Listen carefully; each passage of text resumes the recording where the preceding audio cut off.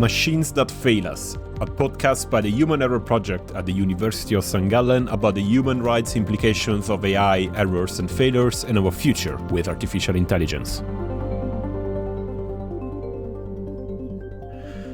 Welcome to the third episode of Machines That Fail Us. My name is Philip Di Salvo. I'm a researcher at the University of St. Gallen in Switzerland, a member of the Human Error Project research team, and the host of this podcast series. The Machines That Fail Us podcast aims at answering one question. What are the implications of AI errors for society, and what do they tell us about our future with artificial intelligence? After discussing where our research project has brought us in the analysis of AI errors and the role of journalists in responsibly covering artificial intelligence and its broader societal implications, this third episode will deal with the civil society views on these issues and overall algorithmic injustice. Today, we will focus on how civil society organizations in Europe have been dealing with some of the most critical sides of artificial intelligence and on how European civil society organizations engage in negotiations regarding AI errors, comprehend fundamental challenges, and undertake measures to address the algorithmic injustice perpetuated by AI systems. In recent years, also the struggles in digital rights have been forced to adapt to the growing presence and incidence of AI systems in our society, and frequently, these struggles have been addressed to avoid the extension and acceleration of already existing societal issues also in the digital realm. If you're interested in these issues, check out the Human Error Project website at thehumanerrorproject.ch and our research report titled Civil Society Struggle Against Algorithmic Injustice in Europe, where we present the results emerging from our research about civil society organizations fighting for algorithmic justice in Europe. For this third episode of Machines That Fail Us, I'm extremely happy to be joined by Angela Müller, the Executive Director of AlgorithmWatch Switzerland and the head of the organization's policy and advocacy team in Berlin and Zurich. Angela, it's a great pleasure to have you with us on Machines That Fail Us, and welcome to the show. Thanks for having me. So the first question I would like to ask you is about the role that civil society organizations have had in the past few years when it comes to the dangers of an algorithmic society. And AlgorithmWatch, the organization you work for, has been one of the most vocal and active in this field. So my question would be, although it's quite obvious to ask you, but why is this action so urgent these days? Yeah, I think it's important to say that it's not like we're against tech or something like that. If you look at our vision, it's actually, that these systems actually and eventually contribute to making our societies more just and more sustainable and so on. But we're convinced that it's still a long way to go until this will be the case, because right now, I think what we see is that our society is being automated by non-sustainable technology that lies in the hands of a few, and it also has the potential to exacerbate existing injustices. So the question is, who benefits? Is it just those already in a privileged position? And who does not benefit? Is it also those who are already in a non-privileged position? And I think if you really want to benefit from algorithms and AI, and if we also want them to benefit all people and not just a few people, then I think we need to get this right. And we need to govern how these systems are developed and used. And that's our mission at AlgorithmWatch. There are many open questions that AI is raising, both in ethical and social terms. And our work has been focusing on AI errors that we define as discrimination, non-accountability in particular. And why do you think errors play a special part in the open conversation about AI? And why do you think they are particularly insidious for our future with these machines? Yeah, I think it's good that you defined what you mean by AI errors. And I think it definitely makes sense, like the broad definition that you apply, because it's important to say that injustices can also stem from, systems that work just fine in the sense of work as intended. But in this broad sense, yes, I think these AI errors play a special role, because it's actually fundamentally what AI-based and data-driven systems actually try to do is predict something about the future by relying on data from the past. And always sounds so modern and futuristic and innovative. But it actually, like at its core, is also a very conservative element. They can also be very powerful tools to project like the societal patterns and hierarchies and injustices of the past into the future. And at the same time, they are also portrayed like as very neutral tools that are better at taking decisions than human beings and so on. But as I said, like they can also be actually tools that generate or exacerbate injustices. They can be black boxes that exacerbate injustices, and they can do so in very non-accountable ways. And I think also like we can actually see that also in public debate, that we start comparing machines to humans. And I think that's something that is profoundly mistaken, not just because we're reducing humans to areas where machines can actually perform, but also I think we miss something crucial. For example, you often hear that example of the judge in the court who may also be biased, like the human judge. And I think there's something profoundly that we miss here, because it's not only about the judgment a court finally takes, it's also crucial to us as humans that we can argue vis-a-vis a person who can hear and reflect on our argument, that we have this chance. And yeah, so I think all these subtle things we're missing when we compare humans to machines are important.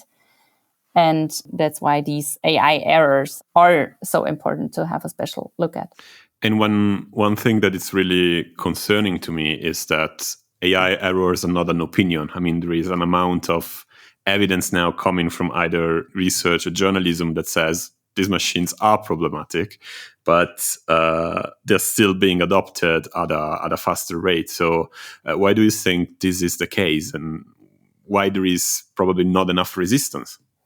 Yeah, I think that idea that algorithms and especially like automated decision making, right? When these tools are actually used to affect or to take or to predict decisions about human beings, it's really that idea that these tools are more neutral and more objective than humans can ever be. And the second big promise, of course, is that they are much, much more efficient in doing that. And I think that's also something that is hard to not explain, but it's hard to actually see for us, because we have this idea of the calculator that's always right. And it's not, because actually it's humans who develop these tools. It's humans who use these tools with particular intentions, with particular objectives. And until a tool is really in use, there are like dozens of decisions you need to take. Right? What data is relevant, what criteria is relevant, and so on. So these tools are not neutral at all. That's an element that is often missing in public debate about where can they be of benefit.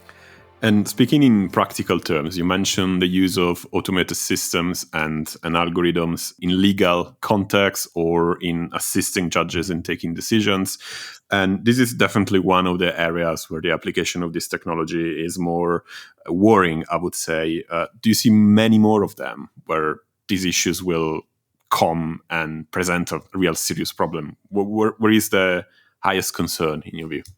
It's quite multidimensional, I would say, because I think our society is already automated. So it's not only a thing of the future, and I think that's an important point.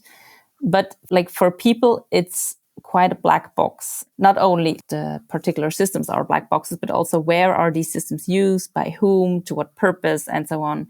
You know, we have some anecdotes about it, but people mostly speculate about it. It's not that we have an evidence-based debate about it.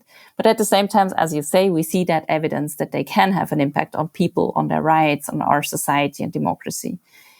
And I couldn't decide like on one that is most urgent. I think it's important to see the entire value chain also of AI-based systems, beginning from the development of these systems that are really resource intense, especially these big generative AI systems. They use incredible amounts of energy, of water in their development. Then also things like the often precarious working conditions along the entire value chain that starts from click workers who are actually, you know, preparing the data to be used for these systems. That is often done in the global south, and the working conditions, as I said, are precarious. On the other hand of the value chain, you often also have precarious working conditions when it comes to platform workers, for example, workers around these AI-based platforms then. And then, as I said, like systems that are taking decisions on humans. We've talked about the justice system, but it's also used like in recruiting, when it comes to social welfare, in policing, credit scoring, and so on. Often people do not know that these systems are used. They do not know that they are affected. There is the risk that the systems discriminate against people. Yeah. There is also a lack of accountability, because not only can I don't know that the system is used and affects a decision that affects me, but also like who's responsible for the decision, who's accountable, and so on.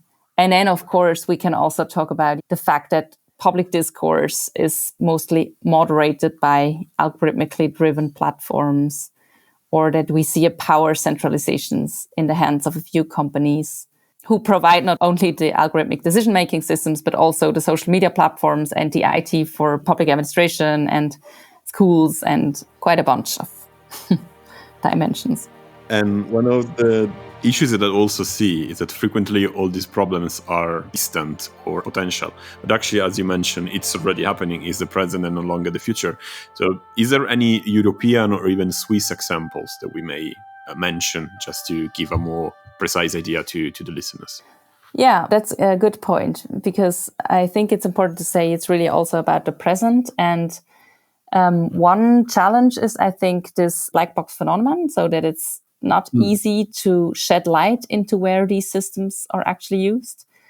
As an organization, we also have created, like specifically for Switzerland, an atlas of automation, like a database where people can actually go and have a look of examples of systems in use. It's not exhaustive at all, but just like to get some, to get a feeling of where are these systems actually used.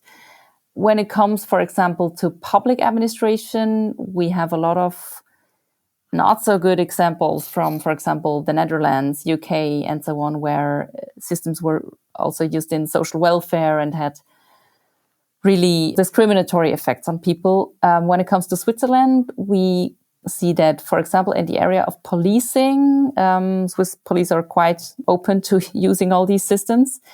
What is important to say, it's not always cutting edge machine learning technology. It's often quite simple algorithms, but that can still be black boxes and that can still be used to take very consequential decisions on human beings. And also, you mentioned two issues that have also emerged quite strongly in our research. The first one is the lack of accountability that automated decision-making systems do come with in most cases. So I would like to ask you if there is an example of one campaigns that have been successful in raising like the political side of these issues, which goes beyond the pure technical. Because one of the things that all the people we have been speaking with agreed on is that, of course, AI errors and anything related to algorithm is not like just a technical problem, but a political one. So what's the best strategy maybe to commute this to the people? Yeah, that's a crucial point, I think, because I think it's just important, first and foremost, to say like that technology doesn't fall from the sky and it's not a force of nature. It's made by humans with specific intentions who take dozens of decisions before they develop and use a tool. And therefore, I think it's also crucial to say we need to govern those developing and using these systems, not the systems themselves, in a way. And another point is also to say that we won't fix tech with tech, right? Because we can't have technological solutions to fix technological problems in a way. Because, of course, research on like what you can do at a technical level, for example, to make systems less discriminatory, that's very important, and so on. But these are issues that go well beyond tech. These are issues that have to do with, power and justice in our societies. And you cannot make fully sure at the technical level that an algorithm will not discriminate, because it also depends on how it is used, what is the societal context it is used, and so on. And then it's also important to say we don't want to rely on such tech fixes, because also we have seen it's about non-discrimination and other types of fundamental rights. And protecting fundamental rights is also not just something we want to depend on the goodwill of those developing these systems. It goes well beyond the technological level. And the lack of awareness also in the public has been widely discussed by the people we work with for our research. And I would like to ask you, how is your organization and in general the civil society responding to this? What are the strategies that are more effective in kind of make the people more aware of these issues? Yeah, that's important to us as an organization because, as I said, I think right now we lack an evidence-based debate on the use of technology, but in particular algorithmic systems in our society. And people just have these anecdotes, and here and there they hear about it. Now it's also very much characterized by the hype around generative AI, and then it makes the discussion even less evidence-based and so on. And I think the challenge is also that as long as we do not have this transparency and this evidence base about the use of the systems, it's also hard to really have an oversight and control mechanisms. And then also makes it much harder to actually assign responsibility and accountability. So what we do as an organization is that this is actually our approach, doing evidence-based advocacy. That means we gather evidence by doing research, by doing investigative journalism, and so on. And then this is like the evidence based on which we do advocacy work. On the one hand, developing political recommendations that we then bring to the attention of the political sphere, but also on the other hand, that we want to use to foster actually the public debate around it and public awareness around it. And therefore, we also use a lot of storytelling because for many people, it's just a very understandably so, a very abstract topic. You know, it's not about animals or something. It's really very abstract. And I think we should still, as a society, develop much, much more ownership because it's not a discussion in which only data scientists or IT people should participate, because it's really a discussion to which everyone should participate. And that is, as you said, a very political discussion also. And do you think that decision makers, lawmakers, and the politics in general are more aware than the public of the implication of this technology? Because I'm more familiar with the Italian context maybe, but I would say no. I mean, those who are like in charge of buying or using this system sometimes don't know exactly what they're using. Yeah, I agree that it's there could be much more attention. Though I think like over the last months, it also has become a much more prominent issue on the political agendas worldwide. And I think as much as I'm critical of the hype, I think that's one good side effect, that the debate is actually taking place. But on the other hand, we have to say it's not like if you govern the impact of algorithms and AI, it's not like you have to be a data scientist or an engineer yourself. That's how democratic decision-making actually takes place in many other areas as well. And I think we shouldn't fall into this trap of thinking that it's only AI providers and developers who can tell us how to design these laws, because there's obviously a division of labor, a societal division of labor that we should adhere to, because it's important that laws are actually democratically legitimate and not made by those who have a particular interest in making money actually with these systems. Yeah.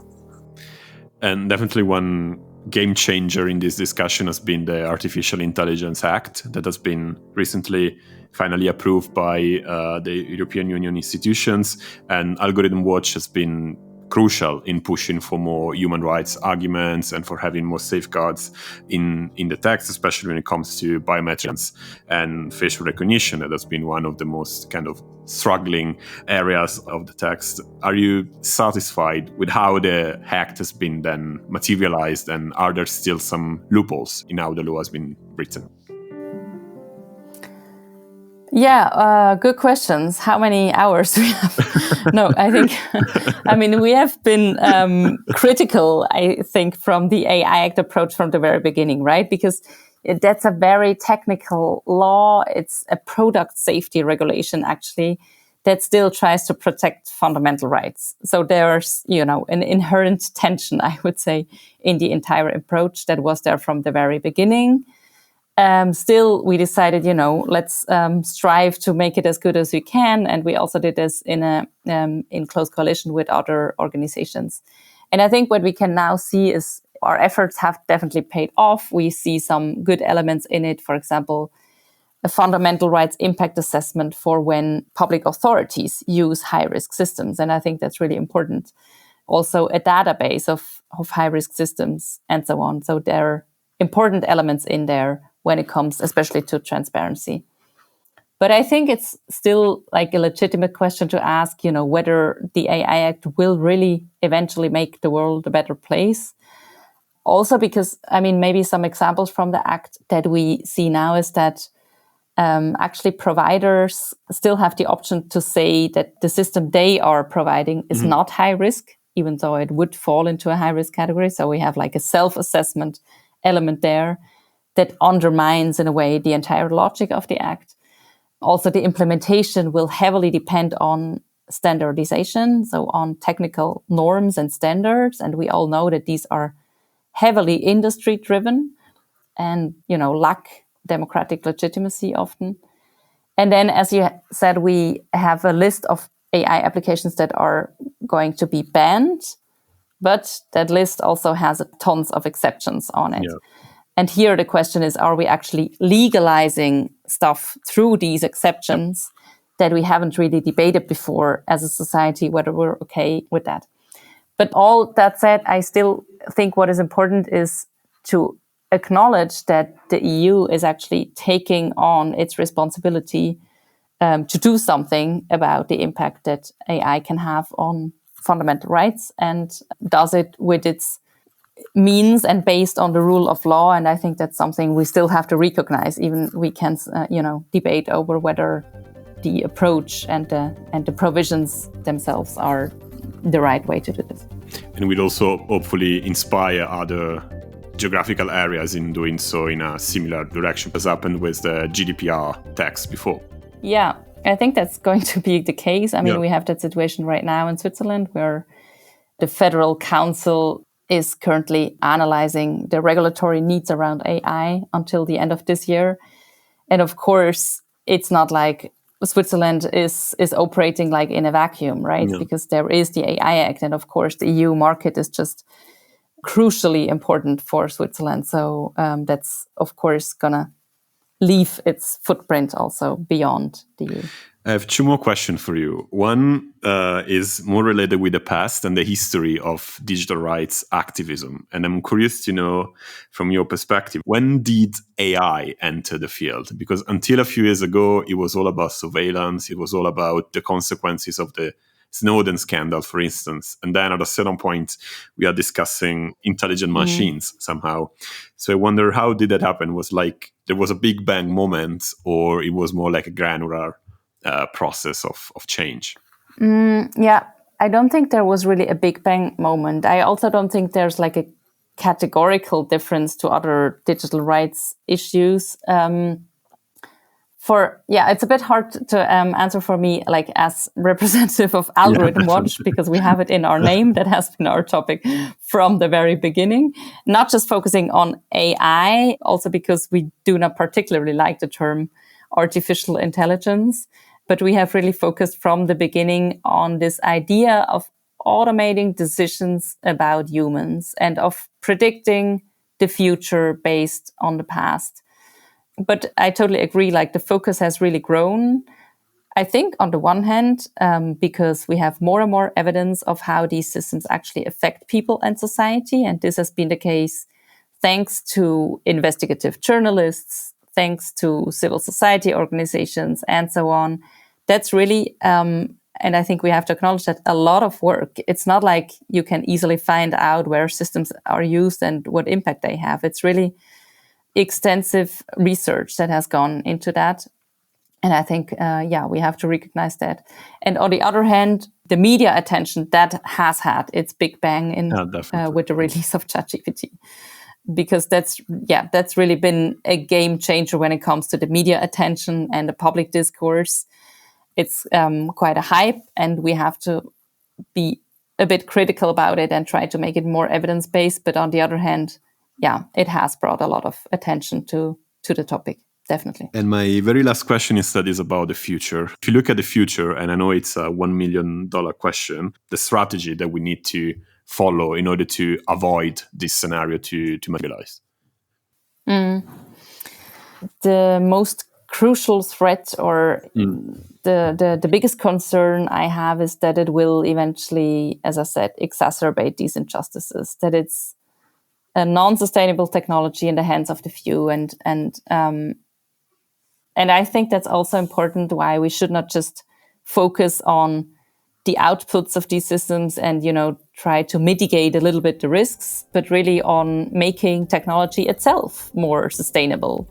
But that also depends on looking at the political economy that is behind these systems. So really, to be actually more ambitious than just mitigating some risks, but really have the ambition that we can actually contribute to technology that is itself sustainable and more just. And I think that also depends on us treating tech for what it is and use it for what it is, and that we don't fall into this trap of thinking we have to compare humans to machines. Angela, many thanks for joining me today on Machines That Fail Us. Thank you for the conversation. The Machines That Fail Us podcast is produced by the Human Error Project team in cooperation with the Communication Office of the University of St. Gallen, while the post-production is curated by Podcast Schmiede. This podcast is made possible thanks to a grant provided by the Swiss National Science Foundation's Agora scheme. The next episode of the podcast will be released next month. You can listen to all the episodes of Machines That Fail Us on the University of St. Gallen website, the Human Error Project website, and all major audio and podcasting platforms. This is Philip Di Salvo, and on behalf of the entire Human Error Project team, thank you for listening.